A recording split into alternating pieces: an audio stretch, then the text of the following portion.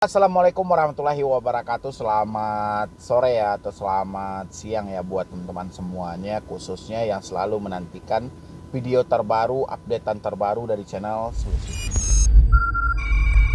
Terima kasih ya buat teman-teman semuanya yang selalu mensupport, mendukung tentang channel Solusi Utang. Saya ucapkan selalu terima kasih buat Anda semuanya karena dukungan dan supportan Anda. Alhamdulillah ya, channel ini terus beranjak naik dan beranjak naik, minimal bisa memberikan sedikit motivasi dan arahan buat Anda semuanya. Oke, di sini yang mau kita bahas yaitu tentang ketidakmampuan juga tentang membayar pinjol ya. Kalau sudah seperti ini, saya juga mempersilahkan Anda stop saja bayar pinjol gitu. Kalau soal risiko nanti kita bahas ya. Dan saya mau ngambil yang ini aja tentang tidak mampu bayar pinjol. Saya menyarankan Anda untuk stop saja bayar pinjol ya. Kalau soal risikonya nanti kita pikirin, dan ayo juga kita bahas sedikit yang menjadi selalu kendala-kendala dari teman-teman semuanya ini, yang kayak mana ya, tentang ketidakmampuan mereka ini bayar pinjol. Sulitnya dari mana sih? Mau legal mau ilegal ya, sekarang kan tidak mampu ya. Tapi yang saya perhatikan di sini, teman-teman itu lebih memikirkan resiko untuk kedepannya gitu. Kalau soal masa depan ya, soal masa depan dan hari yang akan terjadi di depan, itu tidak ada satu manusia pun yang tahu ya. Kita itu hanya bisa menjalani dan menjalani. Yang penting tetap optimis. Kan saya selalu bilang, berdasarkan sesingkat pengalaman saya, tidak ada yang berbahaya dari kita telat bayar pinjol ataupun gagal bayar pinjol. Palingan yang membahayakan itu cuman pola pikir dan cara kita berpikir dalam menanggapi sesuatu tentang pinjaman online. Itu aja sih yang berbahaya. Sejauh ini yang saya temukan belum ada yang berbahaya fatal gitu loh. Salah satunya seperti yang teman-teman takutin, contohnya kita akan dipenjara dengan pasal 372, 378, itu nggak ada. Ya. Kalau itu yang memang menjadi sumber ketakutan dari teman-teman, itu semuanya nggak ada. Ya. Yang penting hari ini kan banyak ini yang contoh ini ya di email. Saya bacakan tapi saya tidak munculkan email Anda satu persatu. Belum lagi di DM Instagram ya. Ini siapa ini? Oke. Assalamualaikum Bang, saya IRT ibu rumah tangga ini ya di Jambi. Pertama kali saya pinjam di pinjol itu untuk modal usaha. Baru berjalan 3 minggu usaha terpaksa harus berhenti karena penerapan PPKM. Saat ini saya terjerat utang pinjol 13 aplikasi pinjol OJK dan saat ini sedang gagal bayar. Ada banyak WA dan SMS juga surat yang saya terima. Jujur saya sempat putus asa, namun tiba-tiba saya temukan YouTube channel punya abang, buat saya sedikit tenang. Terima kasih telah membantu meningkatkan kembali mental dan memperbaiki pola saya. Bang, saya ingin menanyakan perihal waktu 90 untuk penagihan. Ini waktu 90 hari dalam penagihan ini ya. Apakah setelah jangka waktu tersebut penagihan masih berlanjut atau tidak?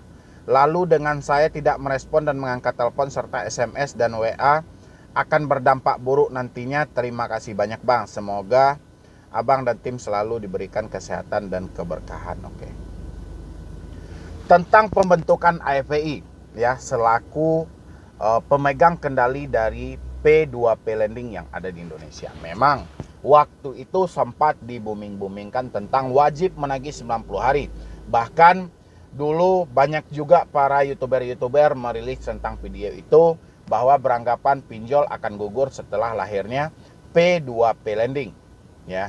Tapi kenyataannya makin kesini, peraturan yang wajib menagih 90 hari seakan tidak digubris ya, seakan tidak dianggap oleh para pelaku jasa keuangan atau pinjol sendiri.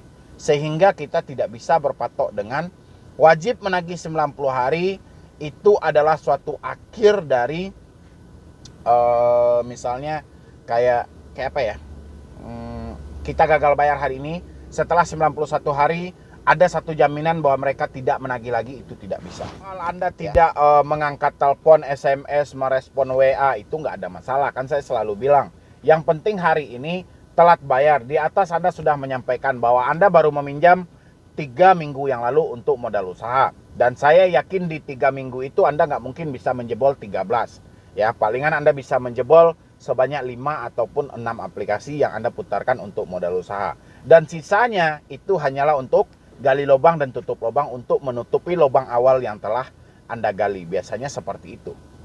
Ya. Jadi kalau soal Anda tidak mau ngangkat telepon, nggak ada masalah. Sejauh Anda sudah tidak mampu, udah stop sajalah gitu loh. Daripada pusing-pusing kan. Apa juga yang harus kita pusingkan, toh duit juga sudah tidak ada.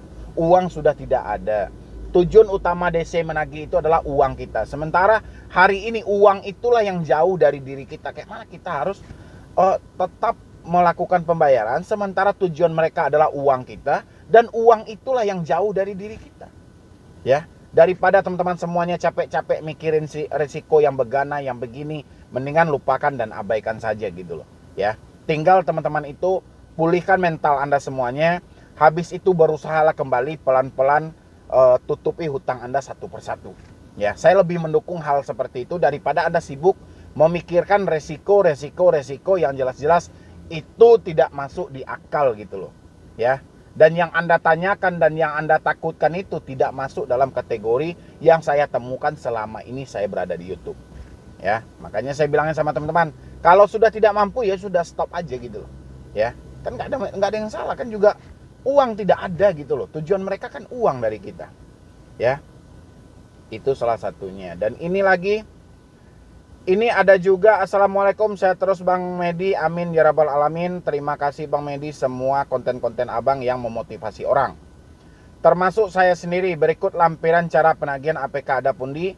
Apakah APK tersebut berlisensi OJK yang menagih menyebutkan nama aplikasinya? Terima kasih. Oke. Saya lihat dulu ya, karena ini disebutkan dengan Adapundi. Selamat pagi Bapak atau Ibu. Saya Rian dari aplikasi Adapundi menginformasikan bahwa tagihan Anda sudah lewat jatuh tempo dan sudah masuk keterlambatan 54 hari. Total tagihan Anda yang harus dibayarkan 8.800.000 per hari ini.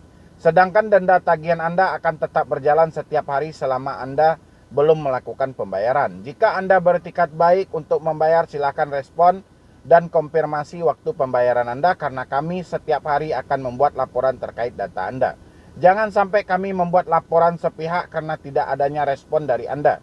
Silahkan konfirmasi dan melakukan pembayaran hari ini maksimal siang ini. Jika ada kendala silahkan sampaikan kepada kami supaya kami bisa membantu memberikan solusi pembayaran opsi lain.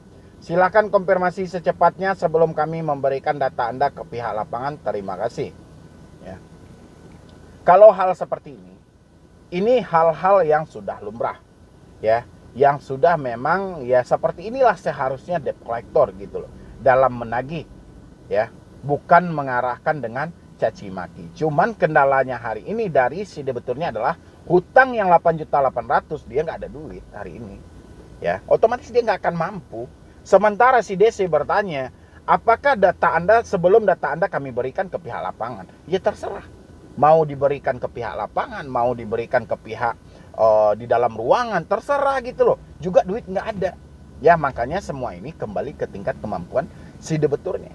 Jangan dengerin ucapan DC-nya, tapi fokuslah ke fakta yang terjadi dalam hidup Anda. Ya. Ini ada lagi ya dari Esikes. Assalamualaikum Bang, sorry saya mengganggu waktunya. Saya sudah nonton dan merasa lega terhadap pernyataan-pernyataan Abang terhadap pinjol dan pernyataan pemerintah yang stop bayar pinjol. Nah, di sini Bang, saya mau cerita dan meminta nasihat dari Abang terhadap kasus saya yang terjerat di pinjol Esikes. Jadi saya pinjam uang untuk yang awalan itu 540.000, tapi harus membayar hampir 800. Itu dalam tahapan cicilan 4 kali. Nah, kebetulan waktu bulan kemarin sebelum saya lihat YouTube Abang, saya sempat mencicil 2 kali angsuran. Di situ saya bisa menerima karena bunga dan cicilan menurut saya oke, nggak apa-apa. Nah lalu setelah pembayaran yang kedua, saya ditawari lagi meminjam di aplikasi tertera yang tarik dana kebetulan cair 1.080.000. Tetapi pas sebelum pencairan tersebut saya itu melihat bahwasannya yang cair 1,3 harus dibayar 1,5. Tetapi pas diklik tarik dananya sudah cair malah 1.080.000. Jadi saya merasa tertipu dan dirugikan. Bang, saya sudah berniat untuk membayar dana dan saya sudah WhatsApp ke admin Esikes dan email Esikes, tetapi tidak ada jawaban saat itu. Lalu sekarang sudah hampir 30 hari. Saya tidak membayar cicilan yang ke satu dana yang cair 540.000 dan cicilan yang kedua itu 1.080.000. Tetapi saya harus dihubungi pihak EasyCash untuk membayarnya, dan ketika awal penagihan mereka sangat kasar menagih melalui WhatsApp dan saya mengabaikannya dan tidak merespon sampai pada saat ini. Di kasus saya ini, saya ingin meminta nasihat abang dan tindakan apa yang harusnya saya lakukan untuk melanjutkannya, bang. Apa saya harus melakukan untuk menghadapi pinjol EasyCash? Mohon berkenan bang untuk menasihati saya dan memberikan arahan kepada saya. Mohon mengganggu waktu abang dan sebelumnya. Oke. Di sini kan sudah ada tidak adanya kesepakatan di awal dan mereka main sepihak. Ya. Yang mereka janjikan, yang mereka keluarkan kepada kita adalah 1.080.000. Tapi yang tertera di situ adalah 1,3. Sementara yang kita terima cuma 1.080.000. Berarti mereka sedang bermain kucing-kucingan. Ketika dana sudah kita terima dan malah kita harus dipaksa untuk membayar 1,5. Ya, berarti ada dong kesinkronan yang tidak sinkron dari pihak EasyCash terhadap debeturnya yang sengaja ditutup-tutupi, yang mengarahnya ke suatu penipuan. Jadi alangkah baiknya stop pembayaran tentang ini, simpan dana pokok yang Anda terima. Nanti kalau misalnya mereka menelpon dengan alasan begana begini dan negosiasi, saya sanggup membalikkan dana yang Anda kirim kepada saya sebesar 1.080.000. Saya tidak terima dengan cara dari sistem Anda yang awalnya dimunculkan 180.000, habis itu dirubah menjadi 1,3, ternyata saya harus bayar 1,5. Ya, seperti itu gitu loh. Kalau Anda mau terima, saya balikkan dana pokoknya. Kalau Anda tidak mau terima, saya tunggu sampai Anda datang ke alamat saya. Saya tidak terima dengan hal yang seperti ini. Jangan mau kita dibodoh-bodohi dengan hal yang seperti itu. Yang penting duitnya jangan dihabisin yang 1.080.000. Ya, dan simpan buktinya yang di awal mereka kirim 1.080.000. Kapan perlu minta print out dari rekening koran Anda. Ya. Jadi kurang lebih dari saya cuma itu aja. Khusus buat teman-teman semuanya yang sudah tidak mampu bayar pinjol, ya sudahlah, stop saja. Mau Anda respon telepon, mau tidak respon telepon juga semuanya juga hampir sama gitu loh ya. Anda respon pun telepon mereka bukan solusi yang kita dapat, malah caci maki. Kita balas WA mereka juga seperti itu, kita selalu dihina dan dicaci maki.